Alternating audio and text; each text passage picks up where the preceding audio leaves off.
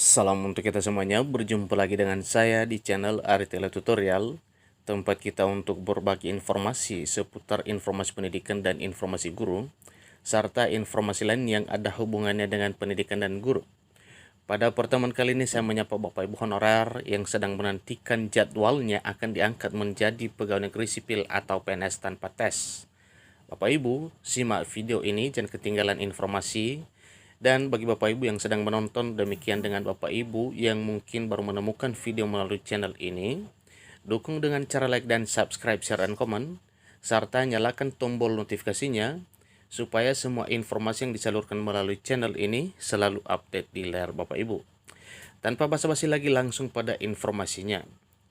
Bapak Ibu, sebagaimana informasi yang sudah banyak beredar di berbagai media secara publik bahwa pengangkatan honorer yang langsung jadi pegawai negeri sipil tanpa tes itu, perlu Bapak Ibu honorer ketahui bahwa ada beberapa kajian yang mesti diketahui oleh Bapak Ibu honorer.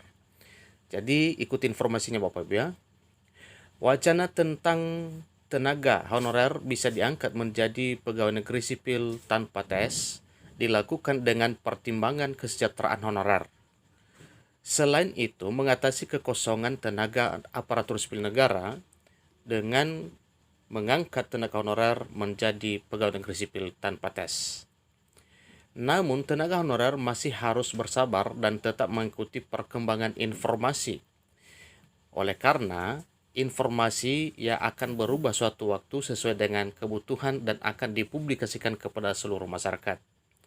Saat ini rancangan undang-undang atau RUU ASN atau RUU Aparatur Sipil Negara masih dalam pembahasan di Dewan Perwakilan Rakyat Republik Indonesia dan besar kemungkinan masuk dalam prolegnas tahun 2023.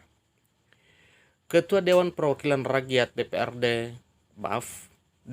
RI Puan Maharani menyampaikan pembahasan RUU ASN masih terus dilakukan agar mendapatkan hasil yang baik bagi tenaga honorer sebelum nanti dibawa dalam rapat paripurna.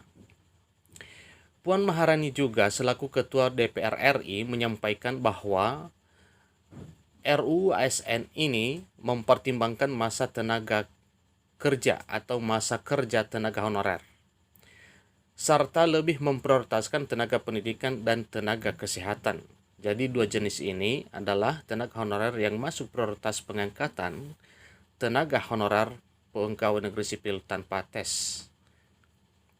Bagi tenaga honorer atau kategori yang tidak disebutkan dengan hal ini, jangan dulu berkecil hati karena memang menyusul 6 kategori tenaga honorer diangkat menjadi pegawai negeri sipil tanpa melalui tahapan tes.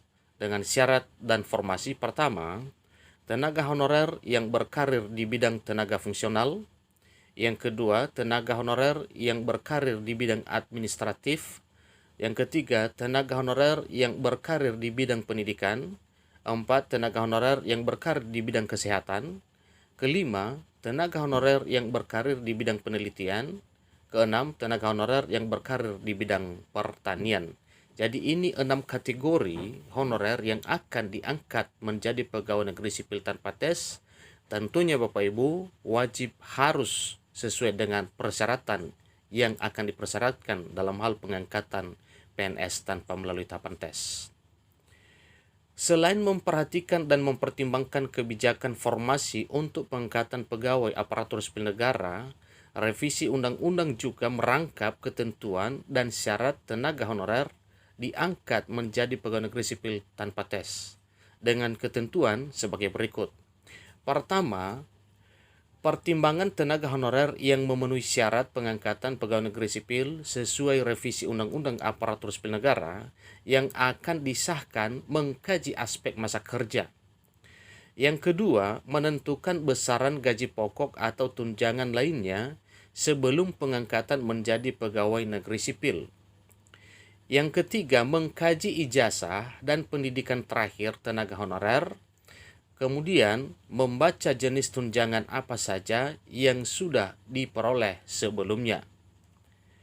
Selanjutnya, pada pasal 131A ayat 1 dijelaskan bahwa honorer diangkat menjadi pegawai negeri sipil tanpa tes sesuai revisi Undang-Undang Aparatur Sipil Negara atau RUU ASN yang dibahas pada rapat paripurna Dewan Perwakilan Rakyat Republik Indonesia atau di rapat paripurna DPR RI.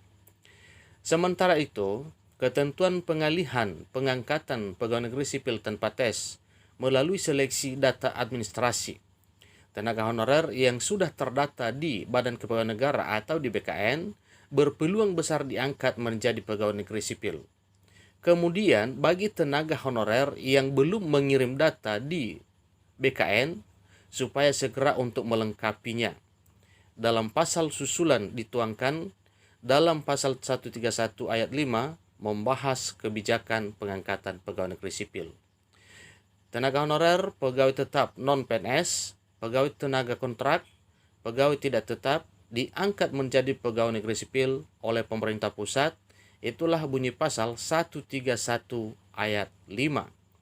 Demikian semua kategori yang berhak untuk diangkat menjadi pegawai negeri sipil oleh pemerintah ketika RUU ASN ini disahkan menjadi Undang-Undang ASN yang berlaku di negara Republik Indonesia. Jadi itulah informasi yang Bapak Ibu, supaya Bapak Ibu jeli tentang informasi ya. Karena banyak pertanyaan-pertanyaan tentang bidang apa saja honorer yang akan diangkat menjadi pegawai negeri sipil tanpa tes sesuai dengan revisi Undang-Undang Aparatur Sipil Negara jika disahkan menjadi Undang-Undang ASN. Jadi saya ulangi sekali lagi bahwa tenaga honorer yang akan diangkat menjadi pegawai negeri sipil itu, pertama, tenaga honorer yang berkarir di bidang tenaga fungsional. Kedua, tenaga honorer yang berkarir di bidang administratif. Ketiga, tenaga honorer yang berkarir di bidang pendidikan. Keempat, tenaga honorer yang berkarir di bidang kesehatan. Dan kelima, tenaga honorer yang berkarir di bidang penelitian. Keenam, tenaga honorer yang berkarir di bidang pertanian. Jadi itulah jumlah, ada 6 bidang ya tenaga honorer yang akan diangkat menjadi pegawai negeri sipil tanpa melalui tahapan tes seketika revisi Undang-Undang Aparatur Sipil Negara ini disahkan menjadi Undang-Undang ASN. Nah, seterusnya Bapak Ibu mungkin ada pertanyaan-pertanyaan tentang kapankah akan diberlakukan RUU ASN ini. Jadi sesuai dengan informasi yang kuat bahwa RUU ASN ini akan diberlakukan minimal ya atau paling cepat 6 bulan setelah disahkan dan paling lama 3 tahun setelah disahkan, maka diberlakukanlah ketentuan sebagaimana yang tertuang di dalam revisi Undang-Undang Aparatur Sipil Negara ini. Demikian informasi yang Bapak Ibu, kurang lebih dalam penyampaian saya mohon dimaklumi. Sampai ketemu pada video berikutnya. Terima kasih.